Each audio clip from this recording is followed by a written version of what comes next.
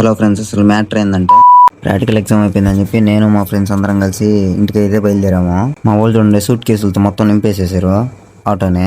ఇంకా అలా రైల్వే స్టేషన్కి అయితే వచ్చి ఎవరి దారిలో అయితే బయలుదేరాము. వాళ్ళిద్దరేమో బెంగళూరు నుంచి వెళ్తారు, మాదేమో నెల్లూరు సైడు. వీళ్ళు చూడండి పైన కూర్చోన్నారు. ట్రైన్లోకి రాగానే అసలు ఖాళీయే లేదు, ఫుల్ రష్. ఇంత రష్లో కూడా చూడండి వీళ్ళు ఎట్టొచ్చేస్తున్నారు నెట్టుకుంటా మనుషుల్ని. ఒకటి పైన కూర్చుని ఉన్న ఒకటి తీరా అంటే తీయట్లేదు. చూస్తే నన్ను కుక్కను కొట్టినాడు కొడతారా అంటున్నాడు. గూడూరులో ట్రైన్ ఆగిందో లేదో వీళ్ళందరూ వచ్చేసిన్నారు కిటికీల కాడికి. మా దగ్గర ఏమో డబ్బులు లేకపోయా, అయ్యేమో మా అమ్మ నోటి కాడ పెట్టిండే. ఆ క్లాస్ ఒక పక్క ఏం చేద్దాం. అంతలోకైతే నా స్టాప్ అయితే వచ్చేసింది.